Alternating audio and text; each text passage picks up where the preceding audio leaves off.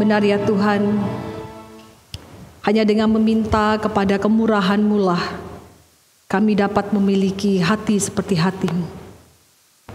Biarlah ya Tuhan ini boleh menjadi kerinduan yang kami miliki sepanjang hari-hari dalam hidup kami.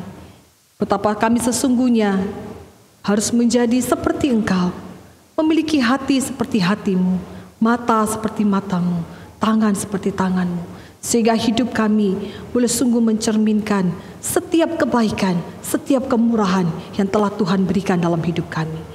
Untuk itu ya Tuhan, pada pagi ini kami jemaat-Mu, anak-anak-Mu berkumpul. Kami rindu boleh kembali disegarkan, kami rindu boleh kembali disadarkan, kami rindu boleh kembali diingatkan untuk boleh bertekad memiliki hidup yang menghargai kemurahan Tuhan.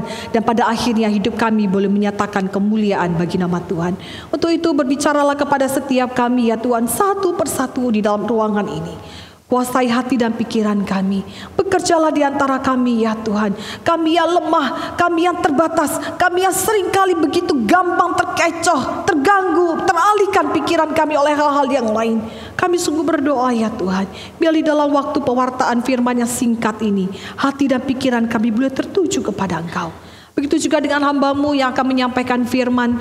Tuhan urapi dan Tuhan pakai hamba-Mu yang penuh dengan keterbatasan dan tidak berguna ini, untuk boleh menjadi alat-Mu, menyuarakan isi hati Tuhan, menyuarakan kerinduan Tuhan bagi gereja-Mu, bagi setiap kami, akan betapa besarnya kemurahan Tuhan untuk kami disadarkan dan dimampukan untuk boleh menjadi orang-orang yang pada akhirnya bermurah kepada sesama kami.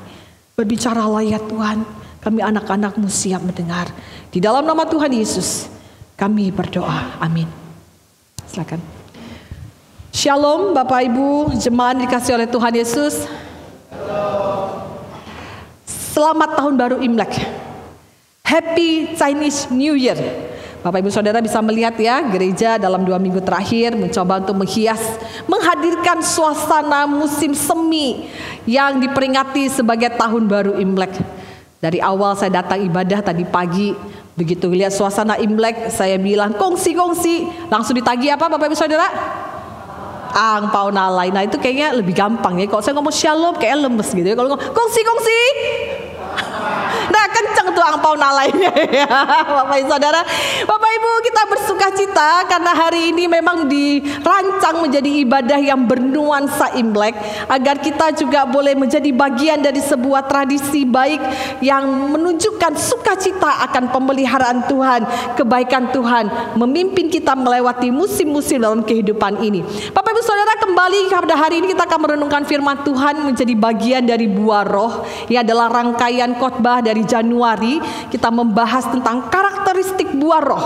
Bapak Ibu Saudara, buah roh terdapat 9 karakteristik yang kita hari ini sudah memasuki di buah roh, karakteristik buah roh yang keempat, yaitu kemurahan. Bapak Ibu Saudara, apa arti kemurahan?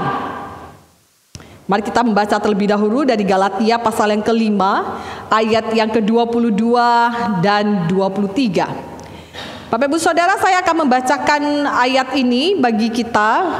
Ayat ini adalah ayat yang sudah diulang dalam 4 minggu terakhir di dalam firman Tuhan. Tapi saya rindu boleh kembali membacakannya agar Bapak Ibu Saudara dapat semakin memperhatikan, karena memang bagian ini adalah bagian yang kaya akan keindahan hati Tuhan untuk engkau dan saya bisa miliki. Galatia pasal yang kelima ayat yang ke-22 sampai dengan 23, saya akan membacakannya bagi kita semua.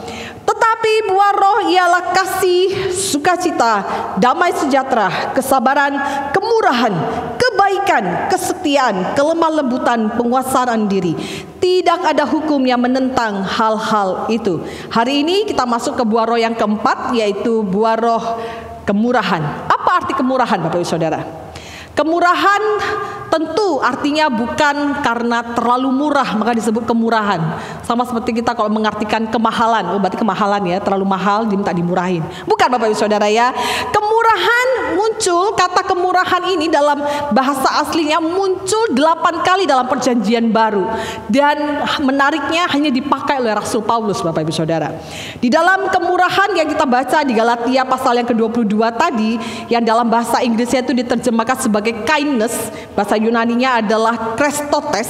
Bapak Saudara, kata ini diartikan sebagai sebuah tindakan kemurahan, kebaikan, penuh kasih, ketulusan. Kata-kata ini tentu tidak asing, kita tidak susah menemukan kata ini diucapkan. Ketulusan, penuh belas kasihan, kebaikan, kemurahan.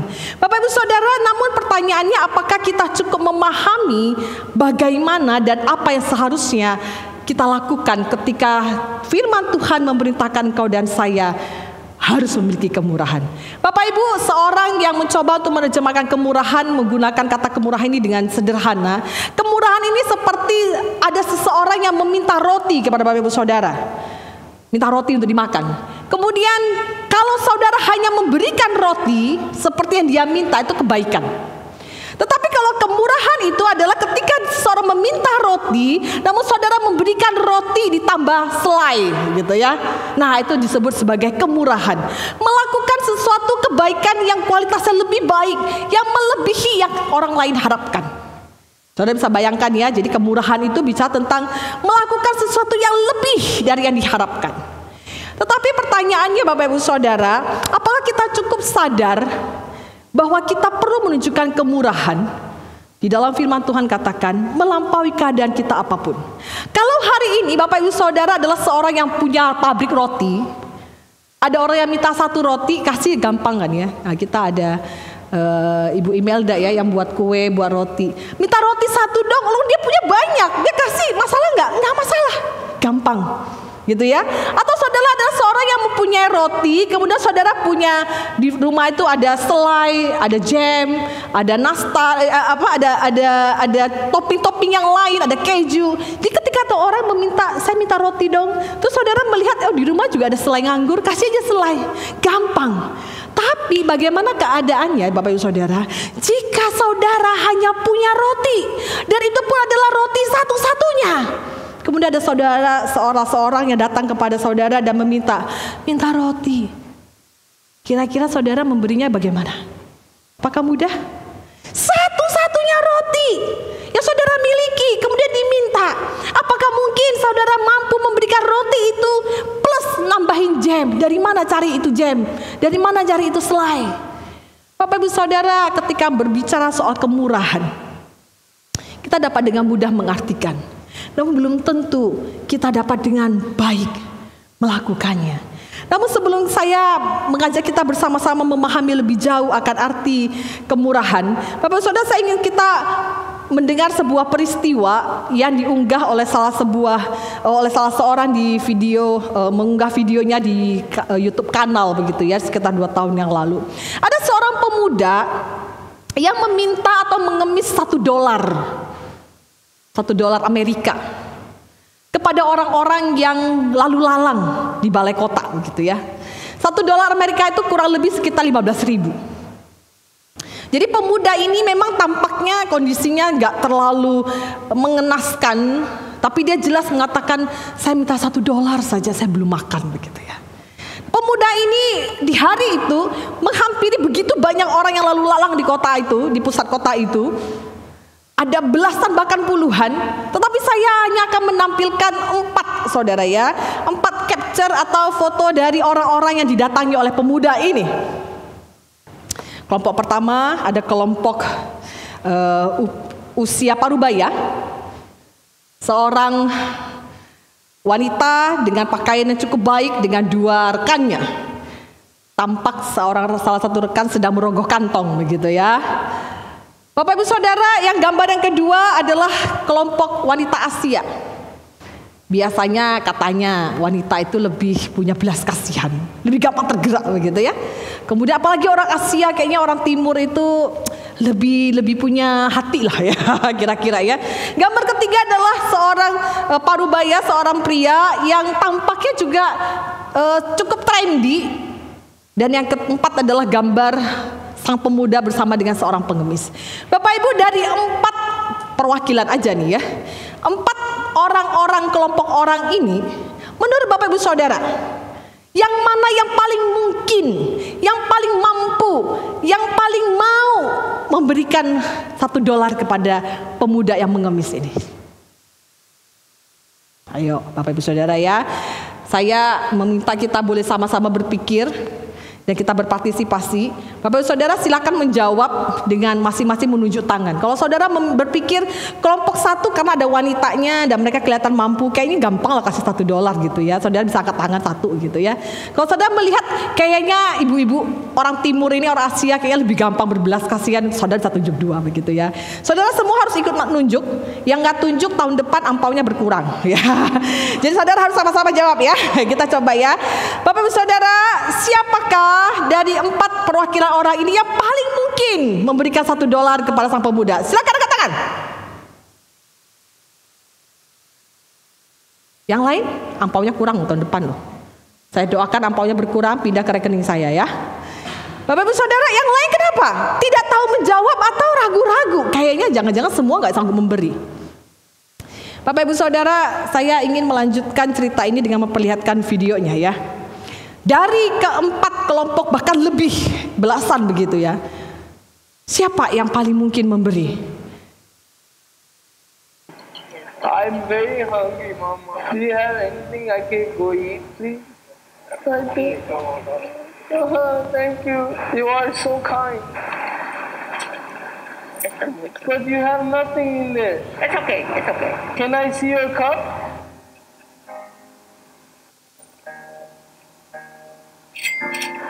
God bless you, man. God bless you. God bless Thank you so much. God bless you, man. God bless you. God bless you. Thank you. Thank you, Mama. She gave a last cent.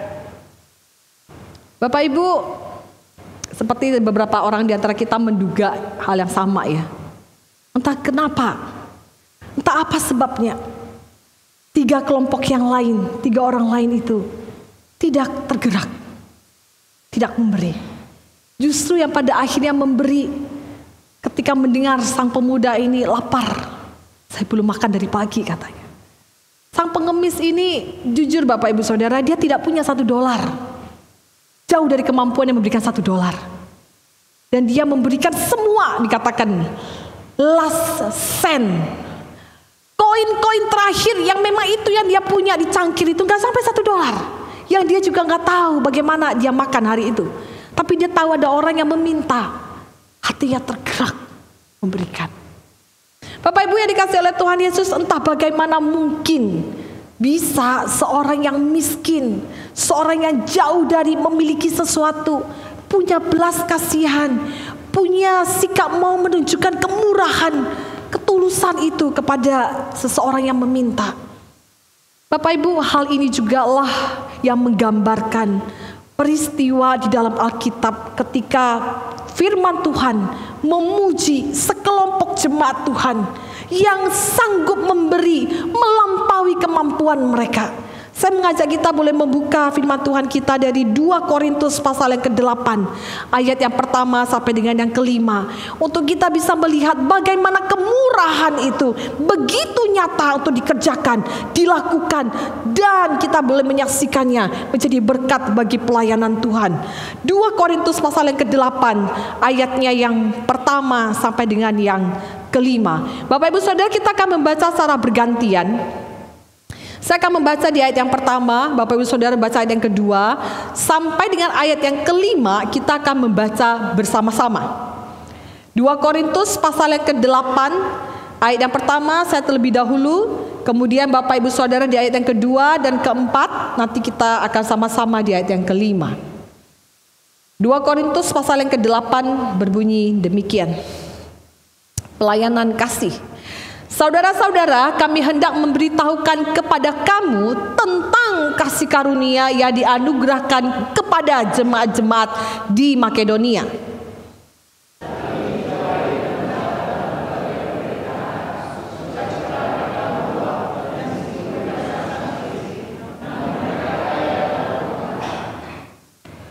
Aku bersaksi bahwa mereka telah memberikan menurut kemampuan mereka, bahkan melampaui kemampuan mereka.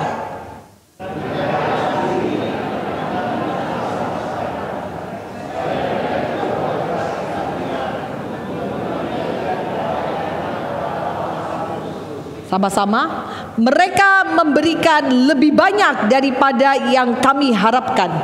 Mereka memberikan diri mereka pertama-tama kepada siapa? Kepada Allah. Kemudian oleh karena kehendak Allah juga kepada kami. Bapak Ibu Saudara, apa yang dilakukan oleh jemaat di Makedonia merupakan sebuah peristiwa yang manis, yang indah. Tapi kalau kita hitung-hitung dengan logika berhitung kita, tidak masuk akal, bukan? Bagaimana mungkin sekelompok jemaat yang dikatakan sedang mengalami penderitaan, sedang di dalam masa yang tidak mudah, mereka mengalami penganiayaan, Bapak Ibu Saudara. Dan dikatakan oleh firman Tuhan dengan begitu jelas, Rasul Paulus menulis secara harfiah, jemaat ini adalah jemaat yang sangat miskin secara materi. Bagaimana mungkin mereka yang sedang menderita, yang miskin, kekurangan itu, dikatakan oleh firman Tuhan, mereka justru mengambil bagian melakukan pelayanan kasih, menunjukkan kemurahan. Bahkan Bapak Saudara, saya sangat suka kata yang dipakai. Mereka itu bukan dipaksa, ayolah jemaat Makedonia kasih persembahan, ayo dukung pelayanan gereja, ayo dukung pelayanan pekabaran Injil. Tidak, saudara. Dikatakan oleh firman Tuhan dengan begitu jelas, mereka mendesak kami, jemaat Makedonia yang mendesak kepada Rasul Paulus, tolong terimalah pelayanan kami. Bapak Saudara, mereka tidak dipaksa, namun mereka yang justru memaksa agar mereka diterima di dalam berbagian di dalam pelayanan kemurahan. Bapak Ibu Saudara, apa yang menjadi sebab? Kenapa bisa mungkin ada orang-orang yang mau memberi melampaui kemampuan mereka? Kenapa ada orang-orang yang tergerak untuk berbagian, memberi di dalam keterbatasan mereka? Bapak Ibu Saudara, mungkin hari ini juga menjadi pertanyaan dan koreksi bagi setiap kita. Kalau kita diminta untuk melakukan sesuatu yang kita sanggup, mungkin kita tidak kesulitan. Memberi di dalam limpahan kelebihan kita mungkin bukan sesuatu yang terlalu berat. Tapi bagaimana kalau kita mulai hitung-hitungan, Tuhan, tunggu dulu lah ya, saya mendukung pelayanan gereja Tuhan. Saya masih ada banyak yang perlu saya bayar. Masih ada banyak barang yang saya perlu bayar cicilannya. Masih ada banyak tagihan yang saya mesti hemat-hemat, hitung-hitung. Saya masih pengen belanja ini, saya masih pengen belanja itu. Tuhan, nantilah ya, kalau Tuhan memang waktunya tepat, nanti saya baru ikut mendukung, membantu saudara mereka yang kekurangan. Oh saudara, mungkin adalah hitung-hitungan kita yang kita berpikir, kondisi saya saat ini, it's okay bukan Tuhan untuk saya tidak memberi. It's okay Tuhan jika saya tidak melayani, karena memang saya terbatas. Saya mengalami kelemahan, kesusahan. Atau mungkin saudara, ketika Tuhan meminta kita untuk melepaskan pengampunan kepada mereka yang melakukan kesalahan kepada kita, kita mungkin punya banyak cerita. Tunggulah Tuhan, dia belum berubah sedikit pun, saya belum bisa mengampuni. Tunggulah Tuhan, saya masih sakit, saya belum bisa mengampuni. Oh saudaraku, bukankah dalam kondisi seperti ini kita lebih gampang berpikir, kemurahan itu biarlah menjadi PR yang kita kerjakan nanti, nggak tahu kapan. Tapi firman Tuhan mengatakan, Bapak Ibu Saudara, kemurahan itu adalah buah roh yang engkau dan saya perlu kerjakan, engkau dan saya perlu tunjukkan, melampaui keadaan kita. Apa yang menjadi penyebab jemaat Makedonia mampu melakukan? Ayat yang kelima ini yang kita baca bersama-sama dengan jelas mengatakan, mereka memberi diri pertama-tama kepada siapa? Kepada Allah. Kemudian oleh karena kehendak Allah, mereka memberi diri juga kepada pelayanan Tuhan. Bapak Ibu Saudara, oleh karena itu hari ini kita akan melihat bagaimana kemurahan manusia, kemurahan yang harusnya kita miliki itu pertama-tama berawal dari Allah. Dan pada akhirnya kepada Allah. Allah lah yang telah menunjukkan kemurahan itu pertama-tama kepada jemaat Makedonia, sehingga mereka mampu memberi diri kepada Allah. Kata memberi di sini adalah sebuah kata yang merupakan reaksi dari apa? Dari yang sebelumnya. Sebelumnya itu bagian apa? Bagian ketika mereka menyadari Allah telah bermurah kepada mereka. Sehingga berbicara tentang kemurahan, itu adalah berawal dari Allah yang terlebih dahulu menunjukkan kemurahan, dan pada akhirnya mereka yang menerima kemurahan itu memberi diri kepada Tuhan. Bapak Ibu Saudara, kemurahan ini memang datangnya dari Allah, dan memang kata ini pada dasarnya identik sekali penggunaannya kepada sifat Allah. Di dalam Roma pasal yang kedua dikatakan, maukah engkau menganggap sepi kekayaan kemurahannya, yaitu Tuhan, kesabarannya Tuhan, kelapangan hati Tuhan. Tidakkah engkau, yaitu engkau dan saya manusia, bahwa maksud kemurahan Allah ialah menuntun kita kepada pertobatan. Kata kemurahan ini sebenarnya adalah identitas Allah, karakteristik Allah. Itulah sebabnya Allah katakan ketika umat Tuhan bisa menunjukkan kemurahan, karena pertama-tama mereka menerima kemurahan daripada Allah itu. Bapak Ibu Saudara, manusia pada dasarnya tidak punya karakteristik kemurahan ini. Kita adalah orang yang berdosa, ya kecenderungan hati kita adalah mementingkan diri kita sendiri. Alih-alih kita melihat orang lain, tunggu dulu, saya aja masih kurang. Alih-alih kita punya belas kasihan kepada orang lain, kita justru menuntut diri kita sendiri, seolah-olah kita adalah pusat daripada dunia ini. Kita butuh lebih daripada dia. Perhatikan saja dulu diri saya, cukupkan dulu saja diri saya. Saudara, manusia tidak punya karakteristik kemurahan pada dasarnya, oleh karena engkau dan saya adalah manusia berdosa.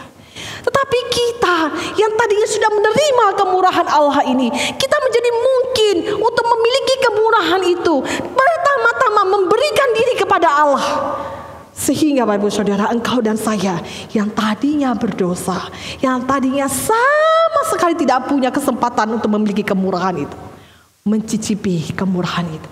Sama seperti wanita pengemis tadi yang memberi $1 kepada sang pemuda. Bukan karena dia terbiasa memberi, Bapak Ibu Saudara, karena kita tahu dia seorang yang kekurangan. Bagaimana mungkin dia bisa melatih diri memberi dan memberi tidak.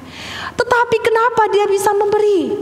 Sama seperti jemaat Makedonia, bagaimana mungkin mereka yang kekurangan sedang menderita bisa memberi? Bukan karena mereka berkelimpahan sehingga sanggup memberi terus, bukan. Tetapi karena satu hal, sang wanita miskin ini, pengemis miskin ini, dia tahu rasanya ketika ia lapar, ia pernah diberi makan oleh orang lain. Ia tahu rasanya bagaimana ia mengemis kelaparan. Ia tahu ketika orang lain mengemis dan meminta, hatinya tergerak dan ia memberi. Sama dengan jemaat Makedonia, mereka tahu bagaimana Tuhan sudah bermurah atas hidup mereka. Mereka adalah kaum yang berdosa, mereka adalah penyembah berhala yang hari itu mereka dimenangkan oleh Injil, mereka mendapatkan keselamatan. Oleh karena itu mereka tidak pernah berpikir karena saya belum punya maka saya tidak memberi, tidak. Tapi karena saya sudah menerima dari Tuhan, maka hari ini saya memberi bagi Tuhan. Saudara, kemurahan berawal dari Allah dan kepada Allah. Engkau dan saya tidak kekurangan kemurahan Allah, bukan? Berapa banyak dari antara kita ketika kita tahu mengucapkan Yesus sebagai juru selamat kita, kita dengan sadar kita menerima keselamatan itu, tetapi kita tidak sadar bahwa kita sudah menerima kemurahan itu. Berapa banyak di antara kita yang sudah menganggap biasa keselamatan? Berapa banyak di antara kita yang sudah mulai acuh tak acuh keselamatan seperti barang murah yang kita dapat ketika kita ganti KTP menjadi Kristen? Kita berpikir kemurahan itu adalah sesuatu yang murah, yang keselamatan itu tidak ada artinya. Saya hanya perlu ke gereja maka saya selamat. Tidak, Bapak Ibu Saudara. Engkau hari ini berada di gereja karena kemurahan Tuhan. Engkau hari ini menjadi Kristen karena kemurahan Tuhan. Engkau hari ini menjadi orang yang bisa menyebut Dia Allah Bapa karena kemurahan Tuhan. Engkau dan saya tidak kekurangan kemurahan Tuhan, bukan? Engkau sudah menerimanya, engkau sudah merasakannya. Maka engkau dan saya dimungkinkan memiliki kemurahan itu.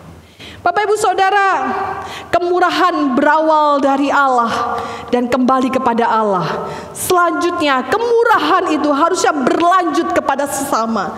Saudara, manusia yang telah menerima kemurahan Allah, dinasihati oleh firman Tuhan dengan begitu jelas untuk kita senantiasa menunjukkan kebaikan dan kemurahan kepada orang lain.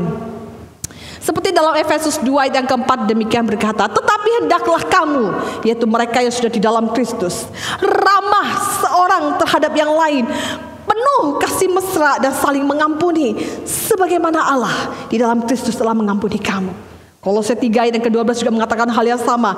Hendaklah kamu, yaitu engkau dan saya, saling mengasihi dalam kesusahan, selalu murah hati, rendah hati, lemah lembut, sabar terhadap orang lain.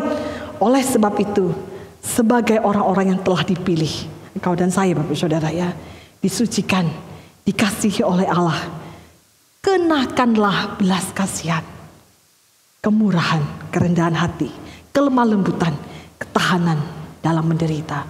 Bapak Ibu Saudara, firman Tuhan dengan begitu jelas mengungkapkan engkau dan saya sebagai orang yang telah menerima kemurahan itu sudah seharusnya melanjutkannya kepada orang lain. Bapak Ibu, bahasa roh di dalam Galatia 5 ini kalau diperhatikan baik-baik, ditulis dalam bentuk tunggal Bapak Ibu Saudara. Artinya adalah dalam bentuk satu. Sehingga agak keliru kalau ada yang mengungkapkan buah-buah roh. Tidak, buah roh adalah satu. Ada beberapa yang menggambarkan buah roh satu, namun dengan 9 rasa. Ada rasa kasih, sukacita, damai sejahtera, kemurahan begitu ya. Ada yang menggambarkan buah roh satu tetapi banyak rasa. Sehingga kita bisa milih, saya mau makan yang rasa manis atau yang rasa asin. Bapak Saudara, saya melihat penggambaran ini baik, tetapi saya lebih menyukai penggambaran yang lain. Saya menggambarkan buah roh itu seperti berlian. Bukan batu akik ya Bapak Ibu ya, berlian. Bapak Ibu Saudara, ketika berlian ini satu saja, dia utuh. Ketika mendapat sinar, dia menerima sinar dari atas. Apa yang terjadi dengan berlian Bapak Ibu Saudara? Akan memancarkan warna. Warna apa? Warna hijau? Itu batu jamrut. Ya, itu bukan berlian. Ketika berlian itu menerima sinar, dia memancarkan warna yang beragam. Ada merah, ada hijau, ada biru, ada kuning. Indah sekali. Itulah buah roh Bapak Ibu Saudara.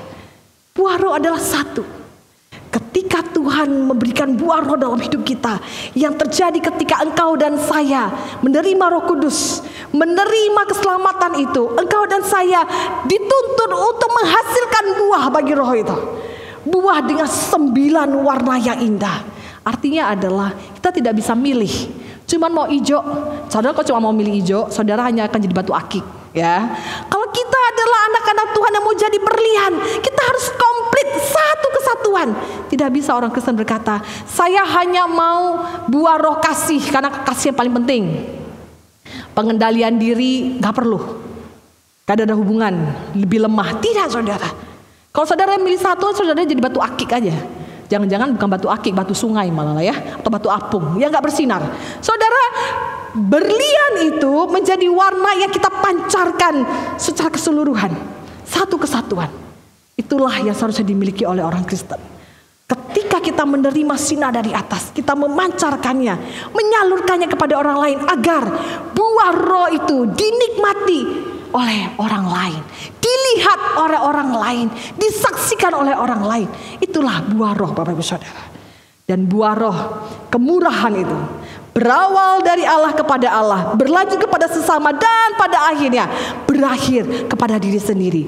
Kebaikan dan kemurahan yang kita lakukan Bapak Ibu Saudara sekali-kali tidak pernah sia-sia.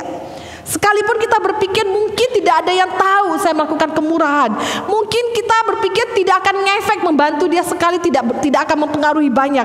Tetapi Bapak Ibu Saudara, sekali-kali buah roh itu ketika kita lakukan, kita tujuan kepada sesama, tidak akan pernah sia-sia. Itu akan kembali kepada diri kita. Sama seperti tanaman yang menghasilkan buah. Waktu saudara melihat buah dari sebuah tanaman, dari sebuah pohon itu adalah buah yang baik, apa yang saudara kemudian lakukan? Berarti pohon ini baik, pohon ini subur, benar bukan? Ketika buah yang dihasilkan adalah buah yang manis, kita kemudian melihat apa? Ini adalah pohon yang baik, kita buru-buru cangkok, gitu kan ya? Sama dengan hidup orang Kristen ketika menghasilkan buah roh itu. Ketika kita menghasilkan buah roh, menunjukkannya kepada orang-orang, pada akhir itu menjadi kembali kepada diri kita. bahwa kita adalah sang pohon rohani Tuhan yang baik. Pada akhirnya Tuhan akan kembali kepada kita untuk kita berkesempatan menunjukkan kualitas iman kita, sehingga hidup kita pada akhirnya menjadi kemuliaan bagi nama Tuhan. Sama seperti yang diungkapkan oleh Amsal pasal yang ke-11 ayat 17, Bapak Ibu Saudara. Orang yang murah hati berbuat baik kepada diri sendiri, tetapi orang yang kejam menyiksa badannya sendiri. Sehingga ketika saudara memberi kepada orang lain, sesekali itu bukan untuk kepentingan orang itu kenyang, tapi sedang mengajarkan kita untuk kita melihat bahwa orang lain juga adalah orang yang dikasihi, dan Tuhan berikan pada kita kesempatan mengasihi orang lain. Ketika kita mengampuni orang lain, bukan supaya orang itu lepas dari perasaan bersalah, bukan, tetapi kita waktu mengampuni, melepaskan pengampunan, menunjukkan kemurahan pengampunan itu, pada saat itu kita sedang justru belajar tentang betapa berharganya diri kita yang sudah diampuni oleh Tuhan. Sehingga Bapak Ibu Saudara, berbicara tentang kemurahan bukanlah tentang seberapa besar kesanggupan kita untuk memberi, bukan. Kemurahan berbicara tentang seberapa besar kesadaran kita sudah menerima kebaikan Tuhan, sudah menerima kemurahan Tuhan. Sekali lagi Bapak Ibu Saudara, kemurahan bukan berbicara tentang seberapa besar kesanggupan saya memberi, kesanggupan saya mengasihi orang lain, kesanggupan saya mengampuni orang lain, tetapi berbicara tentang seberapa besar kesadaran saya sudah menerima kemurahan, kebaikan, pengampunan daripada Tuhan. Bapak Ibu Saudara, dalam momen Imlek ada satu hal yang tidak akan terlupakan gitu ya. Yang lain boleh nggak ada, tapi kalau ngomongnya Imlek ingatnya apa? Angpau gitu ya Bapak Saudara. Sampai tadi pagi pun kalau saya masuk selalu ditagih sama salah seorang hamba Tuhan. Bapak Saudara, kalau ingat-ingat hamba Tuhannya siapa, tolong kasih lah ya. Dia kasihan, dia minta ampau sama saya terus soalnya ya. Mana angpaunya begitu kan ya. Bapak Saudara, dari mana asal-usul angpau ini? Bapak Ibu, cerita angpau ini beredar di internet banyak ya, tapi saya ingin meringkasnya menjadi pendek dan saya ingin memaknai dengan sesuatu yang lain. Konon ceritanya angpau ini berasal dari dinasti Yin, yang waktu itu mereka mempercayai ada iblis yang bernama Sui. Iblis ini suka datang pada malam tahun baru, malam tahun baru Imlek. Waktu iblis ini datang ke rumah-rumah, kalau dia menyentuh anak kecil, menyentuh bayi, maka anak itu akan menangis menjadi-jadi, akan kemudian sakit dan pada akhirnya mati.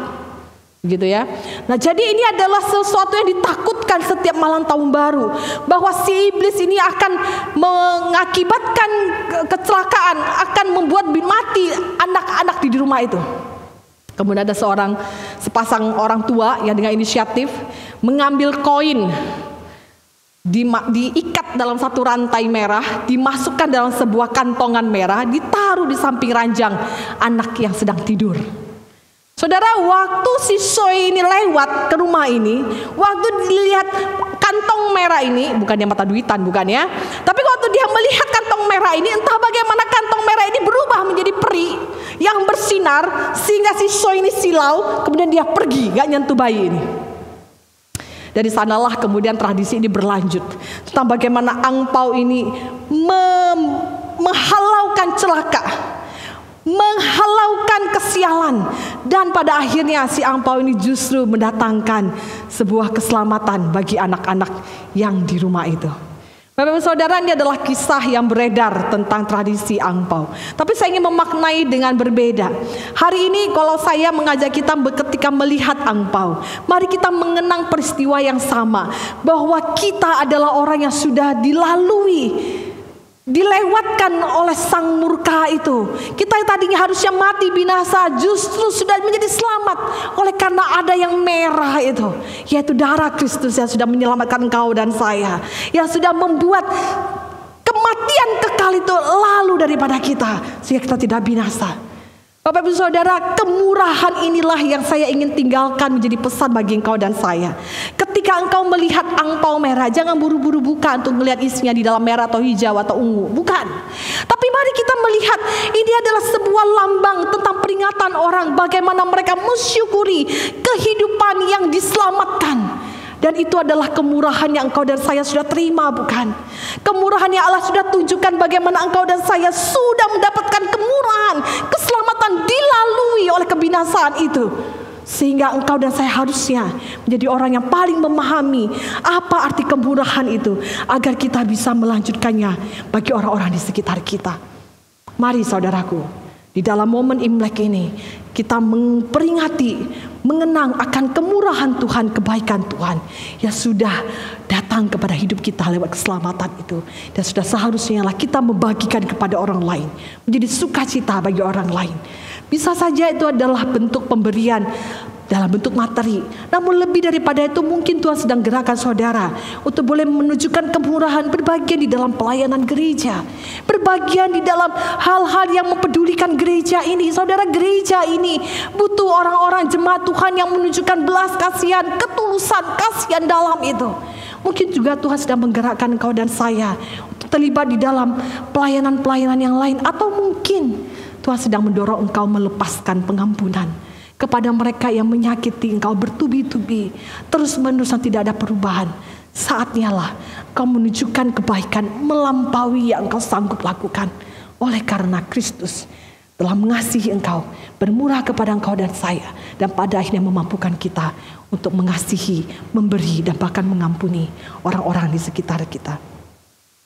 Saya mengajak kita untuk menundukkan kepala, kita berdoa. Bapa di dalam surga,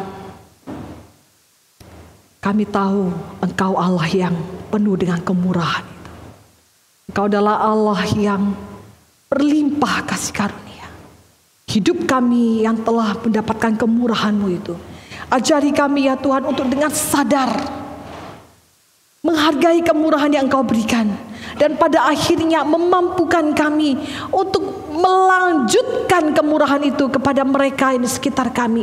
Mungkin orang-orang yang memang kekurangan, atau mungkin pelayanan gereja yang butuh diperhatikan lebih, atau mungkin ya Tuhan, Tuhan sedang mengajarkan kami untuk bermurah hati, mengampuni mereka yang menyakiti kami begitu dalam. Tuhan, untuk itu kami mohonkan kuasa kasih Tuhan memenuhi kami ketika kami merasa kami tidak sanggup, ketika kami merasa kami tidak mampu, atau mungkin kami merasa kami bukanlah orang yang di posisi yang tepat untuk memberi atau mengampuni. Ajari kami untuk boleh mengingat dan sadar bahwa kami yang tidak layak ini sudah dikasihi oleh Tuhan yang begitu hebat. Kami yang tidak layak ini sudah diampuni dengan Tuhan, menerima pengampunan Tuhan dengan begitu ajaib. Kami yang bukan siapa-siapa ini justru sudah mendapatkan kemurahan demi kemurahan Tuhan. Untuk itu ya Tuhan, ajari kami menjadi orang-orang Kristen yang berbuah roh kemurahan dimanapun kami berada. Ini doa kami ya Tuhan, di dalam nama Tuhan Yesus Kristus. Amin.